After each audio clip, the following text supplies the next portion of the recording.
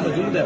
علی بھائی آپ کا دوست آپ کا ساتھی مراد آپ آج ادھر نہیں ہے, کیا کہیں گے آپ؟ بڑا اس کو مس کر رہا ہوں. مراد چھوٹا بھائی ہے. 2013 اور 18 میں دونوں کا سفر ساتھ شروع ہوا, کابینہ میں بھی سفر ساتھ شروع ہوا, لیکن اس کا لگتا ہے کہ امتحان تھوڑا طویل ہے. تو آج بہت سے لوگ ان کو مس کر رہے ہیں جو آج ہمارے ساتھ دنیا میں نہیں ہے, جو جا چکے ہیں. لیکن دو لوگ ظاہر ہے, عمران خان صاحب اور مراد سعید, ان کی آج بڑی کمی محسوس ہوئی. ٹھیک ہے, آپ مراد سعید کے حلقے سے ایم این اے بن کے آج یہاں تشریف لائے ہیں, تو کیا کہنا چاہیں گے؟ ہاتھ میں مراد سعید کی تصویر بھی ہے. اس کا مقصد یہ ہے کہ ہم آج بہت خوشی کا دن ہے ہمارے لیے. تو اس خوشی کے دن ہم نہ تو اپنے لیڈر عمران خان کو بھول رہے ہیں اور نہ مراد سعید کو, چونکہ علاقے نے مراد سعید پر بہت بڑا اعتماد کیا تھا 2013 میں بھی اور 2018 میں بھی.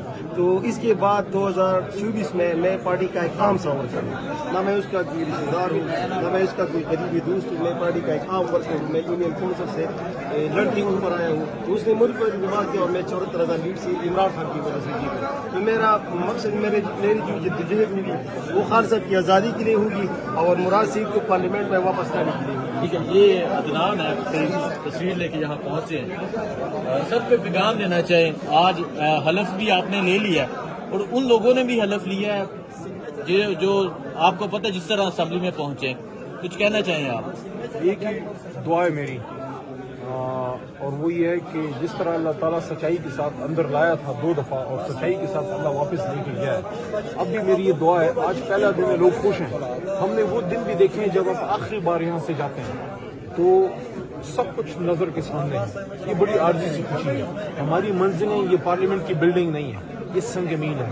منزل ہماری پاکستان کو وہ پاکستان بنانا ہے جس کے لیے قائد اعظم نے یہ ملک بنایا تھا حضور نبی کریم صلی اللہ علیہ وسلم کی خواہش پہ. اور وہ کیا ہے؟ پاکستان کو اسلام کا وہ قلعہ بنانا جس میں صرف پاکستانی نہیں, دنیا بھر کے مسلمان جس میں اپنا امن ڈھونڈ سکیں, جو مسجد اقصی کو آزاد کرا سکیں, جو فلسطین کو آزاد کرا سکے, جو کشمیر کو آزاد کرا سکے. وہ پاکستان جو دنیا میں مظلوم کو بچا سکے ظلم سے, پاکستان کو ملک بنانا, اس کے لیے ہماری جدوجہد ہے.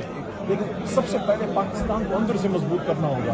جب تک اس ملک میں قانون کی حکمرانی نہیں ہوگی, جب تک اس میں ایماندار قیادت نہیں ہوگی, جب تک اس میں حق پرست لوگ اقتدار میں نہیں آئیں گے, تب تک یہ ملک وہ ملک بن نہیں سکتا جس کے لیے بنا تھا. تو ہماری جدوجہد ہے, پہلے اپوزیشن میں تھے, پھر حکومت میں, آج پھر اپوزیشن میں ہیں. کبھی اس کے گھر, کبھی اس کے گھر, کبھی در بدر غم عاشقی تیرا شکریہ تو کہاں سے ہم گزر گئے. تو ہماری سوچ یہ ہے کہ آج ہمارے ساتھ ہمارا لیڈر نہیں ہے, لیکن اس نے ہماری ٹریننگ ایسی کی ہے کہ انشاءاللہ جب تک خان صاحب نہیں آئیں گے ہم ان کا علم, ان کا جھنڈا وہ بلند رکھیں گے انشاءاللہ. میرا لیڈر اس کرسی پر پھر آئے گا انشاءاللہ آئے گا.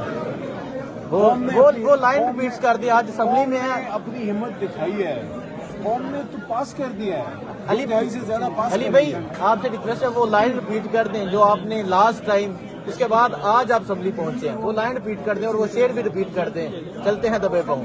شعر تو اس دن کے لیے تھا, لائن البتہ بول دیتا ہوں کہ خان صاحب ایک اصلی شعر ہے جو جنگل کا اس وقت اڈیالہ میں انہوں نے بند کیا ہوا ہے. اصلی شعر ایک بار پھر نکلے گا انشاءاللہ, اس سے عوام میں گرجے گا, اور جب خان صاحب یہاں پہ بولیں گے پوری دنیا سنے گی انشاءاللہ.